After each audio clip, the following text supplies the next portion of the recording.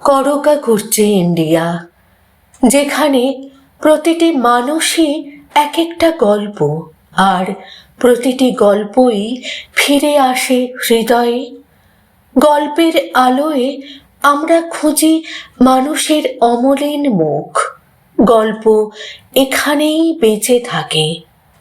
সময়ের ধুলো ঝেড়ে আমরা তুলে আনি মানুষের হারানো অধ্যায়। আপনার পাশে থেকে আমরা বলি সময়ের সেরা গল্পগুলো। গল্পের জগতে আলো জ্বেলে থাকে, যেখানে গল্প থামে না, স্মৃতি মুছে যায় না, আর মানুষ বেঁচে থাকে তাদের শিল্পে। পরিচালক অজয় করের স্মৃতিচারণায় উঠে এসেছে হারানো সুর ছবির শুটিংয়ের দুটি অবিশ্বাস্য ঘটনা, যেখানে মহানায়ক উত্তম কুমারের ধৈর্য, সহনশীলতা এবং মানবিকতার বিরল পরিচয় পাওয়া যায়। করকা করছে ইন্ডিয়ার এই পর্বে জানুন সেই অজানা ইতিহাস। এক ঝড় বৃষ্টির রাতে ক্যামেরার সামনে হাঁটছেন মহানায়ক। বারবার শট হচ্ছে, শরীর ভিজে একাকার, কিন্তু শেষ পর্যন্ত যখন পরিচালক বললেন এবার ঠিক হয়েছে, তখন জানা গেল ক্যামেরাই চালু ছিল না। ভাবুন তো, এমন ভুলের পরে একজন সুপারস্টার কি করতেন? রাগ, অপমান, নাকি সেট ছেড়ে চলে যেতেন? না, উত্তম কুমার করেছিলেন সম্পূর্ণ অন্য কিছু।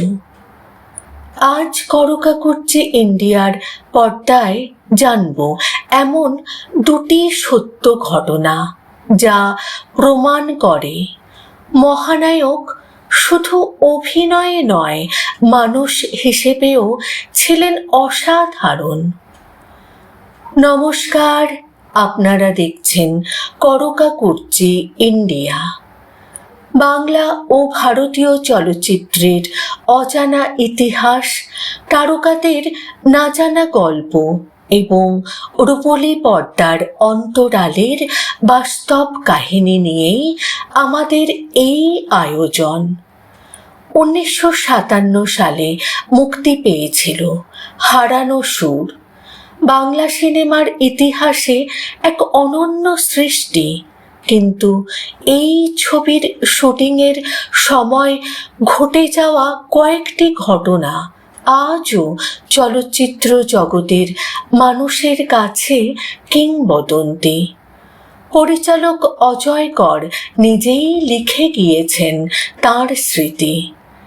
একটি দৃশ্যে ঝড় বৃষ্টির মধ্যে দিয়ে হাঁটছেন উত্তম কুমার।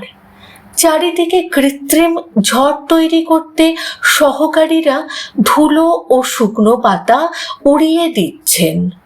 শটটি সহজ ছিল না, বারবার টেক নেওয়া হচ্ছে।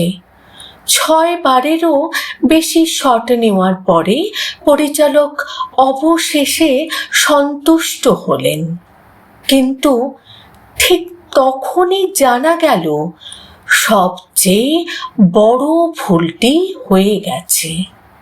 ক্যামেরার সুইচে অন করা হয়নি, অর্থাৎ উত্তম কুমারের সেই অসাধারণ অভিনয় একটুও রেকর্ড হয়নি।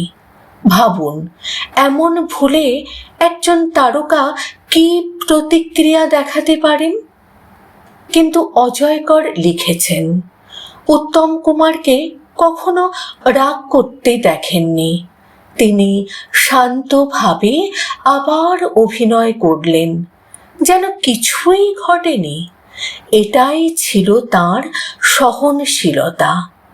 কিন্তু গল্প এখানেই শেষ নয়। আরও একদিন হারানো সুরের একটি অত্যন্ত গুরুত্বপূর্ণ দৃশ্যের শুটিং চলছিল। ভুলবশত ক্যামেরায় সাধারণ ফিল্মের বদলে সাউন্ড ফিল্ম লাগিয়ে দিয়েছিলেন এক সহকারী। উত্তম কুমার সেদিন অসাধারণ অভিনয় করেছিলেন, পরিচালকও ভীষণ খুশি। কিন্তু সহকারীরা বুঝতে পারলেন সব নষ্ট হয়ে গেছে।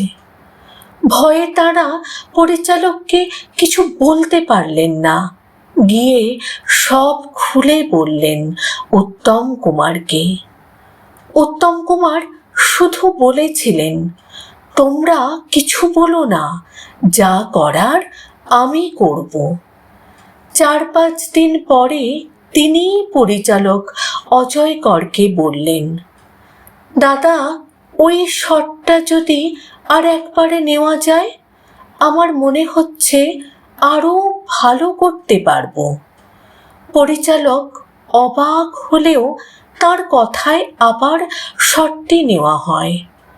অনেক পরে ছবি মুক্তির পর অজয়কর জানতে পারেন আসল সত্যিটা কি।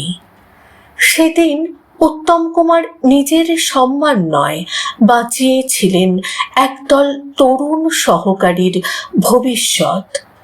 এই একটিমাত্র ঘটনা বুঝিয়ে দেয় মহানায়ক হওয়া শুধু জনপ্রিয়তার বিষয় নয়।